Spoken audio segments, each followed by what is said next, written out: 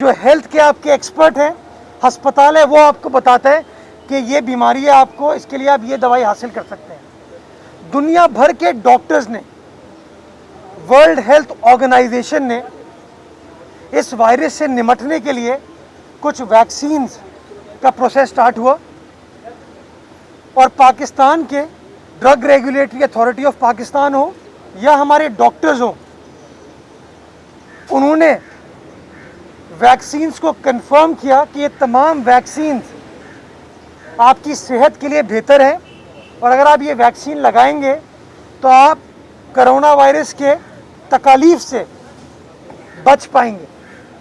तो मैं लोगों को गुजारिश ये करना चाहूँगा कि प्रोपेगेंडा की बात ना सुने, जो लोग इंतशार क्रिएट करने की कोशिश कर रहे हैं उनकी बात ना सुने, अपने डॉक्टर्स की, मेडिकल एक्सपर्ट्स की, हेल्थ एक्सपर्ट्स की बात सुने, अपनी हुकूमत की बात सुने, जो बैनुल-अक़वामी तंजीमें हैं उनकी बात सुने, जो आपको कहती हैं कि वैक्सीन लगाना आपके लिए नागुज़ीर है।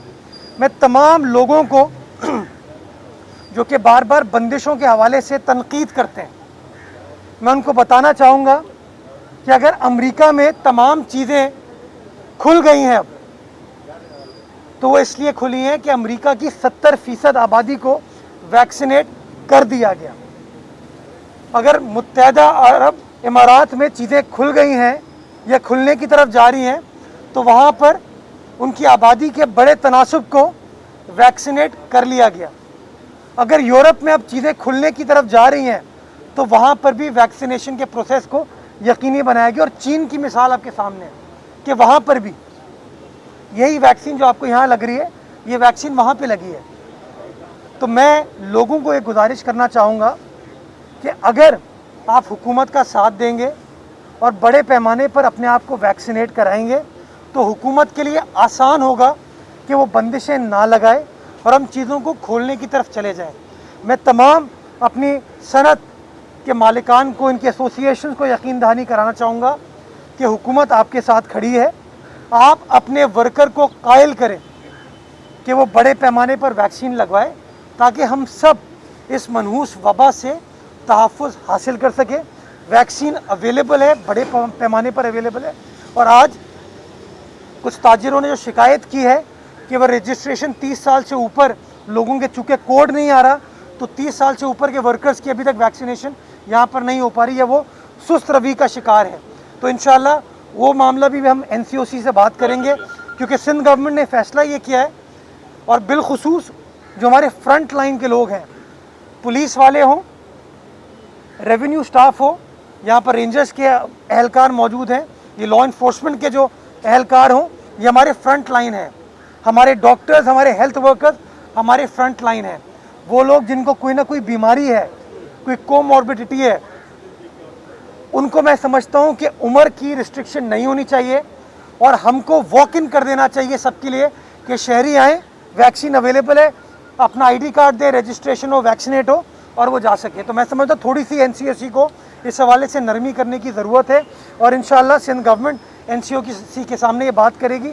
मैं हेल्थ डिपार्टमेंट के सामने भी मामला रखूँगा ताकि इस मामले को खुश उसलूबी के साथ हम रिजॉल्व कर सकें और बड़े पैमाने पर वैक्सीनेशन के प्रोसेस को यकीनी बनाया जा सके, इस उम्मीद के साथ कि जिस तरह हमारी सनतें पाकिस्तान की मईशत को लीड कर रही हैं, पाकिस्तान को ज़र मुबादला कमा के दे रही हैं, उसी तरीके से सनतें, हमारे मज़दूर अपनी हुकूमत का साथ देंगे, समाजी फासला, मास्क पहनेंगे और वैक्सीन लगवाएंगे, ताकि हम भी नॉर्मलसी की तरफ इंशाअल्लाह जा सके। पाकिस्तान जिंदाबाद। साहब ये बताएं कि इस वक्त कोरोना का राज है, लेकिन माफ़ी के साथ मैं एसोसिएशन के दोस्तों से भी ज़रा माजरत करता हूँ कि एक सवाल है ऐसा, जो कि कोरोना का राज है, लेकिन अभी मैं अखबार पढ़ के आया हूँ तो वफाकी हुकूमत कह रही है कि सिंध में डाकुओं का राज है और शहजादा आ रहा है शाम को, उसके बाद डाकू भाग जाएंगे। कौन सा शहजादा आ रहे हैं? वज़ीर दाखिला सिंध कह रहे हैं कि मैं आ रहा हूँ और उसके बाद डाकुओं से मैं खुद निपटूंगा। मेरे ख्याल में शेख रशीद को आज तक किसी ने शहजादा नहीं कहा था। तो आज तो आपने शेख रशीद के बारे न्यारे कर दिए। डाकुओं से मुकाबला किसी ने, डाकुओं से मुकाबला करने। शेख रशीद साहब ने रेलवे के बारे में बड़ी बड़ी बातें की थी। जो रेलवे का हाल है वो आपके सामने कि आज आज़म स्वाति साहब कह रहे हैं कि बेड़ा गर्क हो गया है। तो मैं समझता हूँ कि हमें इन चीज़ों की तरफ नहीं जाना चाहिए। लॉ एंड ऑर्डर सिचुएशन सूबा सिंध के अंदर जो माजी में होती थी, वो यही लॉ इन्फोर्समेंट के दायरे, हमारी पुलिस हो, रेंजर्स हो, हमारी इंटेलिजेंस एजेंसीज हो, हमने मिल के काम किया। सिंध गवर्नमेंट ने उसको लीड किया और आपने देखा कि सिंध भर के अंदर लॉ एंड ऑर्डर सिचुएशन को मिसाली बनाया गया। वही सिंध गवर्नमेंट है, वही पुलिस है, वही रेंजर्स हैं, इंशाल्लाह इन डाकुओं को भी निमट लेंगे और जो अनफॉर्चुनेट एक वाक़या हुआ है उसको भी निमटेंगे। बट मैं समझता हूँ शेख रशीद साहब को ये देखना चाहिए, वफाकी हुकूमत को ये देखना चाहिए कि जो रॉकेट लॉन्चर, बड़े बड़े असला है, ये सिंध के अंदर मैन्युफैक्चर नहीं होता, यहाँ कोई फैक्ट्री नहीं है। ये कहाँ से आ रहा है? ये या तो सिंध के बॉर्डर के बाहर से आ रहा है या पाकिस्तान के बॉर्डर के बाहर से आ रहा है। तो ये जो वज़ीर दाखिला हमारे हैं, उनको बॉर्डर्स की सर्वेलेंस को थोड़ा सा शायद बेहतर बनाने की ज़रूरत है, मॉनिटरिंग को बेहतर बनाने की ज़रूरत है, ताकि ये जो असलहे की नकलो हरकत है इसको रोका जा सके। अच्छा, ये बताइएगा कि एक तरफ तो सिंध हुकूमत कहती है कि एसओपीज़ पर जो है वो अमल दरामद करना चाहिए, जिसकी वजह से असिस्टेंट कमिश्नर को ये हिदायत जारी की जाती है कि जहाँ पर भी एसओपीज़ की वायलेशन हो उसके खिलाफ जो है वो क्रैकडाउन करना चाहिए। अभी रिसेंटली जो है वो डिफेंस क्लिफ्टन के इलाके में एक पिंक सैलून था, PENGS पिंक सैलून था, पिंक सैलून, जिसको जो है वो असिस्टेंट कमिश्नर सदर ने बंद करवा दिया। अब क्योंकि वो लेडीज़ का सैलून है तो वहाँ पर आला मिनिस्टर्स और पीपल्स पार्टी की आला क़यादत जो एहलिया है वो वहाँ की कस्टमर्स हैं, उन्होंने उसकी शिकायत कर दी किसी मिनिस्टर की एहलिया से, जिसके बाद CM साहब तक की बात हुई और CM साहब ने रातों रात उस असिस्टेंट कमिश्नर को उनके ओहदे से हटा कर कहीं और तैनात कर दिया गया। तो एक तरफ तो आप कह रहे हैं कि एसओपीज़ पर अमल दरामद होना चाहिए, दूसरी तरफ किसी तरीके से जो बैरोक्रेट है उनको कमज़ोर किया जाए, तो फिर कैसे कानून को जो है वो नाफिज किया जाएगा? अच्छा, पहले तो मैं आपसे सवाल ये पूछना चाहूँगा, जिस सैलून की आपने बात की वो चल सकता था? मतलब बंद करवा दिया गया ना? नहीं चल सकता था ना, उसको बंद होना चाहिए था। अब मेरा सवाल देखिए हुकूमत और अवाम रियासत का जुज़ है ना, ये हुकूमत है, ये अवाम है, मिलकर काम करेंगे तो चीज़ों को आसानी से किया जा सकता है। तो पहला मेरा सवाल आपसे ये है कि क्या वो दुकान, क्या वो सैलून, क्या वो दफ्तर खुल सकता था या नहीं खुल सकता था? पहली चीज़, वो नहीं खुल सकता था। शहरी जा रहे थे ना वहाँ पे। आप प्रॉब्लम हुकूमत के लिए ये है कि आपका अमला सख्ती करता है तो आवाम नाराज़ होती है, सख्ती नहीं करते तब भी आवाम नाराज़ होती है। तो ये जो आपने थोड़ा सा ट्विस्ट करके इस चीज़ को बताई, मैं इसके बारे में मुझे पता है। ये जो आपने कहा कि कोई कार्रवाई की गई, ये आज नहीं, आज से कोई 2 हफ्ते पुरानी बात है, ईद से पहले की बात है ये, जब ये कार्रवाई की गई। और हम बार बार अपने अमले को ये कहते हैं कि डिसेंसी के साथ, कि किसी शख्स की बेइज्जती नहीं होनी चाहिए। अगर कोई इदारा SOPs को वायलेट कर रहा है, नोटिफिकेशन की खिलाफ वर्जी करे, उस इदारे के ख़िलाफ़ कार्रवाई करे, ना कि शहरी के ख़िलाफ़ कार्रवाई करे। एक मिनट, मैं आपको मिसाल देना चाहूँगा कि परसों मैं ख़ुद और मेरा वज़ीर आला और हम कुछ वज़रा कराची शहर के दौरे पर निकले। कोई मीडिया को नहीं बताया, किसी को नहीं पता। आज शायद मुझसे नाराज़ हो जाए चीफ मिनिस्टर साहब इस बात पे, लेकिन मैं आपके साथ शेयर करता हूँ। हम रात को SOPs को चेक करने के लिए निकले कि क्या किसी रेस्टोरेंट में डाइनिंग सर्विस चल रही है, क्या SOP की ख़िलाफ़ वर्जी हो रही है नहीं हो रही। क्योंकि सोशल मीडिया पे ख़बर चलती है कि फ़लाँ रेस्टोरेंट चल रहा है, फ़लाँ दुकान चल रही है, फ़लाँ इदारा चल रहा है, तो हम देखने के लिए गए। मैं आज आपको हल्फिया कहता हूँ कि एक क्लिफ्टन में रेस्टोरेंट चल रहा था, एक रेस्टोरेंट चल रहा था, दरवाज़ा बंद, बाहर से ताला लगा हुआ है, लाइट बंद। नज़र पड़ी हमारी उस पर, हमने उसी डिप्टी कमिश्नर को वहाँ भेजा, पुलिस को वहाँ पर भेजा, उन्हें दरवाज़ा खटखटाया, कोई नहीं आया, तो मजबूरन पुलिस को दरवाज़ा फलांगना पड़ा। जैसे दरवाज़ा आपने फलांग लिया, जब फलांग के गए तो अंदर एक और दरवाज़ा था, वो लॉक था। तो पुलिस ने कहा हम दरवाज़ा तोड़ें या ना तोड़ें। हमने कहा भाई प्राइवेसी किसी की ख़राब नहीं होनी चाहिए, तो हमने कहा बाहर से अपना ताला लगा दीजिए ताकि अगर कोई शख्स अंदर है तो वो नहीं निकल पाएगा। नतीजा ये हुआ कि आधे घंटे बाद उन लोगों ने ख़ुद अपना दरवाज़ा खोला और पता ये चला कि रेस्टोरेंट चल रहा था, शहरी वहाँ पर मौजूद थे। अब इस कहानी को आप जिस तरह ट्विस्ट करना चाहें ट्विस्ट कर सकते हैं। आपका जो अमला था उसने बाहर की दीवार फलांगी बिकॉज एक गैर कानूनी कार्रवाई हो रही थी। एक मिनट, ये बड़ी इंपॉर्टेंट चीज़ है, इसलिए बार बार हुकूमत कह रही है कि शहरी अगर कोऑपरेट नहीं करेंगे हमारे साथ तो हम कैसे काम कर पाएंगे। तो इसलिए कहते हैं कि अगर ये बंदिश लगाई, हमें कोई शौक़ नहीं है, ये रेस्टोरेंट चलेंगे, दुकानें चलेंगी, ताजिर चलेंगे तो हमारा फ़ायदा है, लोगों को रोज़गार मिलता है, टैक्स मिलता है रियासत को। लेकिन अगर हुकूमत ने ये बंदिशें लगाई हैं तो एक वजह है, और वजह ये है, और वो वजह आप उन लोगों से पूछें जिनके प्यारे बिछड़े हैं कोरोना वायरस की वजह से, उन लोगों से पूछें जो आज कोरोना वायरस में मुब्तला हैं और उनको तकलीफ़ है, उन लोगों से पूछें जो पाकिस्तान से बाहर, हिंदुस्तान की आप हालत देख लें तो अल्लाह ना करे वो हालात पाकिस्तान में हो। उन हालात से निमटने के लिए, उनको अवॉइड करने के लिए सिंध गवर्नमेंट ने ये फ़ैसला किया है। मैं समझता हूँ आपको अपनी इंतज़ामिया का साथ देना चाहिए। अगर इंतज़ामिया मजबूत तरीके से काम करेगी तो हम ज़्यादा बेहतर तरीके से SOPs को इन्फोर्स कर पाएंगे। और मैं आपको इस बात की यकीन दहानी कराता हूँ कि गवर्नमेंट किसी भी तरीके से इंतज़ामिया के काम में दखल अंदाजी नहीं करती। बहुत शुक्रिया। ताजिरों का कहना यह है कि सिंध हुकूमत ताजिरों के खिलाफ साजिश कर रही है जानबूझकर, और ये बताते ये जो इतने बड़े पैमाने पे जो है ये फाइन हो रहे हैं, ये तमाम पैसा क्या कराची की सड़कों पे लगेगा बनाने के लिए या नहीं, ये बताएं। आज जिस जगह पे आप मौजूद हैं ना, उसकी सड़कें आप देख लें, वो सड़कें सिंध हुकूमत ने, वो पैसा इन्हीं लोगों को दिया गया था, इन्हीं इंडस्ट्रियलिस्ट को, ताकि वो सड़कें अपनी बना लें। और इसकी मिसाल आपको पाकिस्तान में नहीं मिलती कि वज़ीर आला सिंध ने पैसे निकाल के ताजरों के हवाले कर दिए कि जी आप लोग खुद, हमें सिर्फ नहीं बाकी टाउन एसोसिएशंस को भी मिले, सिर्फ फबाटी नहीं, काटी नकाटी साइड। तो ये जो पैसा है ना, ये आवाम का पैसा है, आवाम के ऊपर ही लगाया जाता है। जो लोग जो लोग इंतशार क्रिएट करने की कोशिश कर रहे हैं, मैं उनसे गुजारिश करूंगा कि इंतशार क्रिएट ना करें।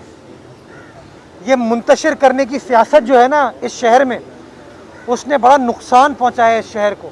और मैं समझता हूं तफरीक की सियासत नहीं होनी चाहिए। सिंध हुकूमत आवाम के मफाद में ये फ़ैसले कर रही है, मुश्किल फ़ैसले हैं। सियासी जमातों को पॉइंट स्कोरिंग नहीं करनी चाहिए।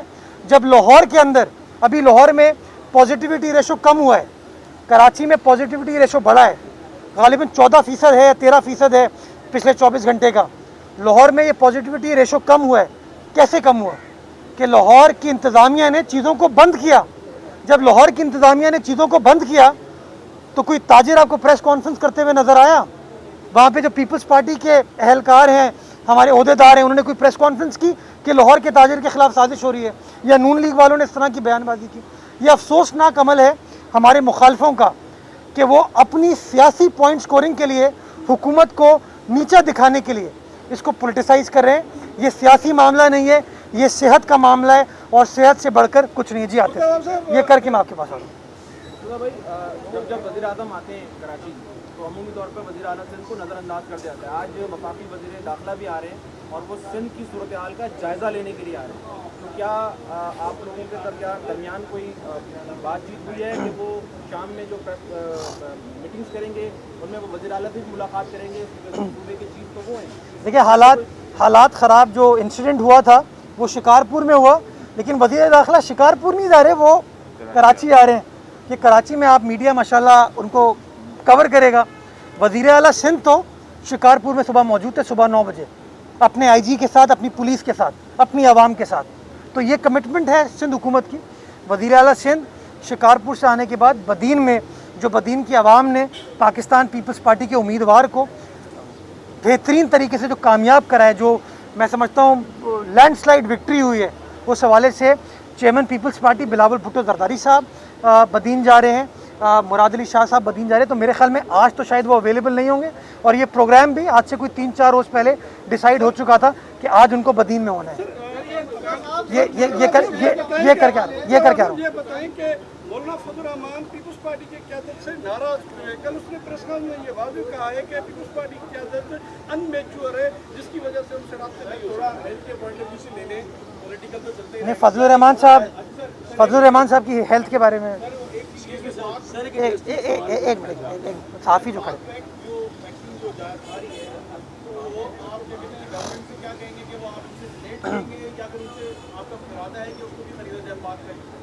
अच्छा ये पहले चूँकि मुनीर भाई ने अच्छा सवाल एक पूछा, मैं इसका भी जवाब दे देता हूँ। फजल रहमान साहब एक सीनियर सियासतदान हैं, उनको हक़ है कि वो प्रेस कॉन्फ्रेंस भी करें, बयानबाजी भी करें। अगर वो किसी तरह खुश हैं वो खुश भी हो, नाराज़ हैं नाराज़ हों। वो हमारी पॉलिसी को डिक्टेट नहीं कर सकते, फैसला आवाम करती है। और जिस सियासी जमात की क़यादत के लिए वो कह रहे हैं कि वो इमेच्योर है, उस सियासी जमात के कारकुनान आप देखें जोक दर जोक जीतते जा रहे हैं। कराची शहर में आपने पिछले दिनों देख लिया, उमरकोट में आपने देखा, मलीर में आपने देखा, आपने बदीन में देख लिया।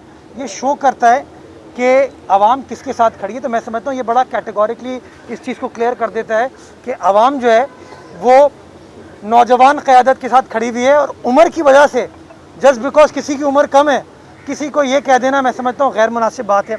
अब आ जाए वो जो एक मिनट प्लीज़ पाक वैक की जो उन्होंने बात की, एक मिनट वो सवाल सेहत वाला जो सवाल था उसका जवाब दे दूँ। देखिए जो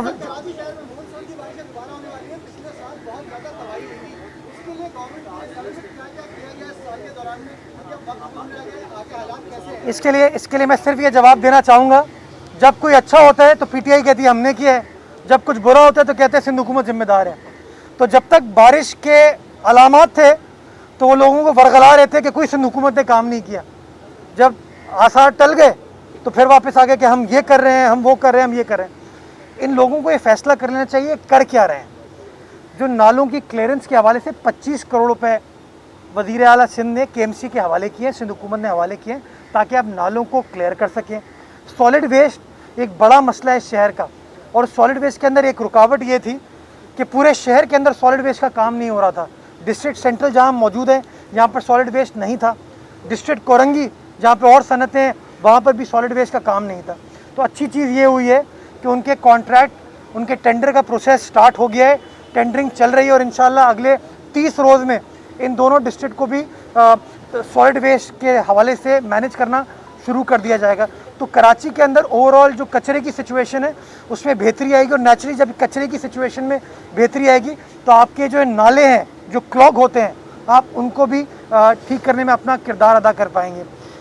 जो सिंध हुकूमत को जो चीज़ें अपने वसाइल को बरूए कार लाकर करने की ज़रूरत है, सिंध हुकूमत उनको इस्तेमाल कर रही है। हमें फाइनेंशियल कंस्ट्रेंट्स हैं, माली मुश्किलात हैं, मैं बार बार कहता रहता हूँ। एक बार फिर मैं आपके तवज्जुह से इस बात पर जोर देना चाहूँगा कि सिंध की आवाम का पैसा सुप्रीम कोर्ट में बहरिया टाउन केस के अंदर जमा है।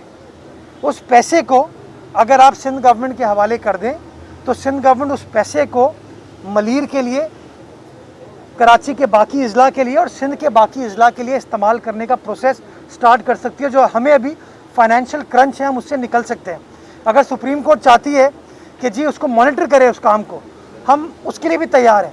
लेकिन ये जो वफाक बार बार उस पैसे के ऊपर नज़र लगा के बैठी हुई है कि वो पैसा वफाक इस्तेमाल करेगा, मैं समझता हूँ वो गैर आइनी चीज़ होगी, गैर कानूनी चीज़ होगी और सूबा सिंध की आवाम के साथ ज़्यादती होगी। तो मैं गुजारिश ये करना चाहूँगा कि उस पैसे को, जो पैसा इस वक्त सुप्रीम कोर्ट में मौजूद है, उस पैसे को सिंध गवर्नमेंट के हवाले करें। उस पैसे को बजट के मुताबिक खर्च किया जाएगा, और अगर सुप्रीम कोर्ट उसके अखराजात के बारे में कोई सवाल पूछना चाहता है हम सवालात के जवाब देने को तैयार हैं।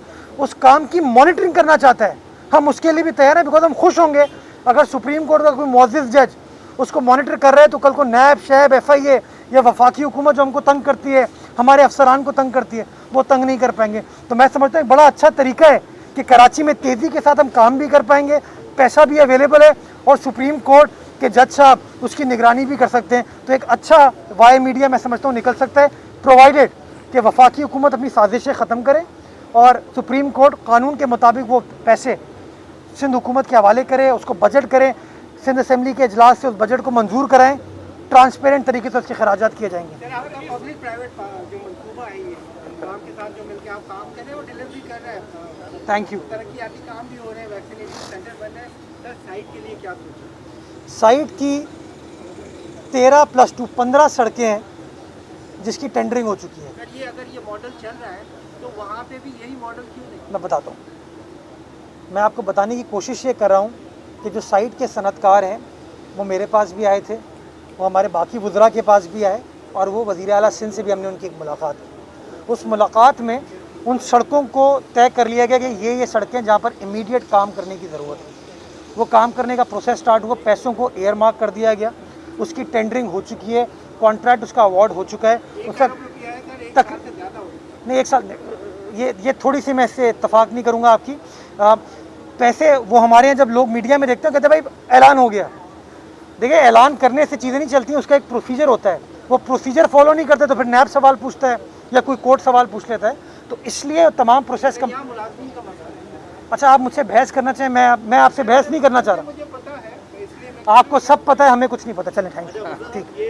ये प्रॉब्लम, ये बड़ा प्रॉब्लम है कुछ लोगों के साथ। सॉरी अगर आपको ये मैं आपके सवाल में जब बहस नहीं कर रहा आपसे, क्योंकि इसको फॉलो करते हुए आ रहे हैं तो ये लिंगर ऑन हो रहा है। साइट का बेड़ा गर्क जिन लोगों ने जिन लोगों ने साइट का बेड़ा गर्क किया है ना, मैं उस पर बात नहीं करना चाह रहा था। अभी सत्यानाश कर दिया उन लोगों ने जो शहर के अपने आप को ठेकेदार कहते थे। मेरे शहर को तबाह किया उन लोगों ने। वो साइट जो कि पाकिस्तान को इतना ज़र मुबादला कमा के देता है, उसका बेड़ा गर्क कर दिया गया। आपको पता है वो ओवर एम्प्लॉयमेंट उन लोगों ने की। आज सिंध गवर्नमेंट उस इदारे को बेल आउट कर रही है। वो सड़कें जो कि हमारे इंडस्ट्रीज को नुकसान हो रहा है, परेशानी है, वो सिंध गवर्नमेंट बना के दे रही है। उनके मेयर ने कुछ काम नहीं किया। ये जो बहुत सारे पीटीआई के चैंपियन आते हैं ना, इनसे पूछें कि ये पैसा जो ज़र मुबादला कमाते हैं इसका फ़ायदा वफाकी हुकूमत को होता है। कितना बड़ा बजट दे दिया इन लोगों ने उसके लिए। कोई मिसाल आपको देगा कि नकाटी को, फबाटी को, काटी को वफाकी हुकूमत ने पैसे दिए हों? तो ये बार बार ये लोग जो प्रोपेगेंडा या ऐलान वाला काम करते हैं ना, इस पर ना जाएं। ये मेरा शहर है, इस शहर को हम ओन करते हैं। जिन लोगों ने बेड़ा गर्क किया उनसे सवाल पूछिएगा जी।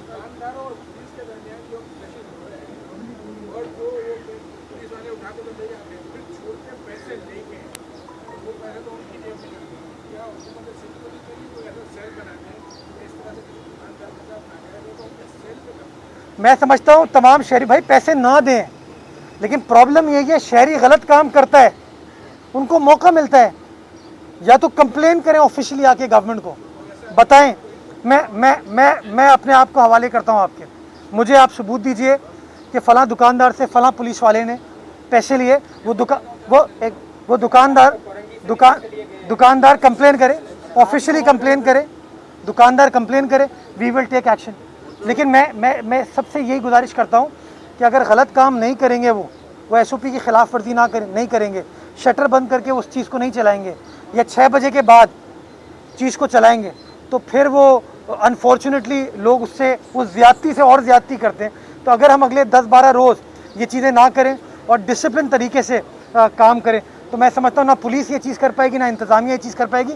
लेकिन जहाँ निशानदही करेंगे आप, ये मैं आपको कमिट करता हूँ कि हम कार्रवाई करेंगे उन पुलिस अफसरान के खिलाफ। ये करके मैं आपके पानी के मामले पे वज़ीर आला पंजाब का भी जो है बयान आया और उनका ये कहना है, उन्होंने आपके बयानिए को बिल्कुल मुस्तरद कर दिया। वो ये कहते हैं कि कोई जाती नहीं हो रही है, जिस तरीके से सिंध हुकूमत पकड़े कर रही है पानी के मामले में। क्या देखिए, देखिए हमारा गिला इरसा से है, वज़ीर आला पंजाब से है ही नहीं। और वज़ीर आला पंजाब और इरसा सेम बात करें, ये शो करता है किस तरीके से मिली भगत हो रही है।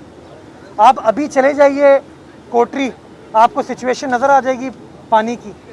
तो मैं गुजारिश आपको ये करना चाह रहा हूँ कि हक़ाइक़ पर मबनी बात करनी चाहिए। हम जो इल्ज़ाम लगा रहे हैं वो इरसा पे लगा रहे हैं, इरसा के ख़िलाफ़ हम बात कर रहे हैं, और इरसा को जो अपना कानूनी काम है वो करने की ज़रूरत है। मैं अभी भी आपको कहता हूँ कि जो 1991 का वाटर अकॉर्ड है, गो कि हमें उस पर सख्त इख्तलाफात है, रिजर्वेशन है, उसके बावजूद जो वाटर अकॉर्ड है उसको अभी तक मनोअन फॉलो नहीं किया जा रहा। सिंध हुकूमत इस मामले को मुश्तरका मफादात काउंसिल में लेके गई। माजी की हुकूमत ने अटॉर्नी जनरल की सरबराही में कमेटी बनाई। उस हुकूमत का जब टेन्योर ख़त्म हो गया और इमरान खान साहब की हुकूमत आई, तो उन्होंने अपने अटॉर्नी जनरल की सरबराही में कमेटी बनाई। उस अटॉर्नी जनरल ने अपनी रिपोर्ट को फाइनलाइज करके जमा कराया है। अगर आप चाहेंगे उस रिपोर्ट की कॉपी मैं आपको दे दूँगा। उस रिपोर्ट में जो सिंध गवर्नमेंट का मौक़िफ़ है उसकी तायद की गई है। 13 साल के जो पहले 5 साल थे उसके अंदर जिन लोगों ने बेड़ा गर्क किया है ना, वो साइट को चला रहे थे। इस पे आपके चैनल को मैं गुजारिश करूंगा कि आप लोग इन्वेस्टिगेटिव जर्नलिज्म करते हैं ना, तो वो इन्वेस्टिगेटिव जर्नलिज्म करें। और हमने चीज़ों को बेहतर करने का प्रोसेस स्टार्ट किया। और इसीलिए मैंने आपको मिसाल ये दी कि कुछ लोग होते हैं जो हवा में बात करते हैं, कुछ लोग हैं जो ग्राउंड रियलिटी पर मबनी बात करते हैं। इस दरवाजे के बाहर आप जाके देख लें, सड़क बनी है, रिसेंटली बनी है, और वो सड़क सिंध हुकूमत ने फंड मैसर किए थे, इन लोगों के हवाले के इन्होंने सड़कों को बनाया, सेवरेज को बनाया, स्ट्रीट लाइट्स को बनाया। तो ये सारा काम सिंध गवर्नमेंट ने किया है। तो मैं समझता हूँ जिनको नेगेटिविटी को परवान चढ़ाने हैं वो नेगेटिविटी को परवान चढ़े, जो लोग पॉजिटिवली काम करना चाहते हैं हम काम करने को तैयार हैं, हम काम करें। आपकी मर्जी, आप जो सवाल पूछना चाहे पूछ सकते हैं। Khurshid, last question. मेरे ख्याल से इसको एंड कर दें। एक लास्ट क्वेश्चन, लास्ट सवाल है। क्या देखिए एक और सवाल है कि अमूमी तौर पर यह तासुर फैला हुआ है, और ये तासुर उस वक्त फैला है कि जब जुर्माने जो ताजिर हों कि गलत काम हो उन पर या शहरी के ऊपर डिस्ट्रिक्ट मैनेजमेंट है या पुलिस वो विदाउट रसीद वो उन पर जुर्माने लगा देती है और वो पैसे लेकर के उनको रिसीट बाकायदा नहीं आता। तो ये आम जनरल पब्लिक में ये आम तासुर होगा कि ये पीपल्स पार्टी ने नया कारोबार शुरू कर दिया। तो सारी आपकी हुकूमत के बगैर तासुर जाता है। मैं तासुर को ज़ायल करने के लिए कोई आपको, मैं समझता हूँ तासुर से ज़्यादा ख़तरनाक चीज़ तासुब है, और तासुब ने परेशानी क्रिएट की है इस शहर के अंदर। मैं समझता हूँ तासुब की ऐनक को साइड में रखने की ज़रूरत है। डीसी सेंट्रल मेरे साथ मौजूद हैं, उन्होंने नंबर बताया, ये नोट कर लीजिए आप कि ये डीसी सेंट्रल का कंट्रोल रूम है कि कहीं पर भी किसी शख्स के साथ ज़्यादती हो रही है तो वो कंप्लेन कर सकते हैं। नंबर है 36429145 36429145। यहाँ पर डीसी सेंट्रल की टीम मौजूद है, ये कंट्रोल रूम है।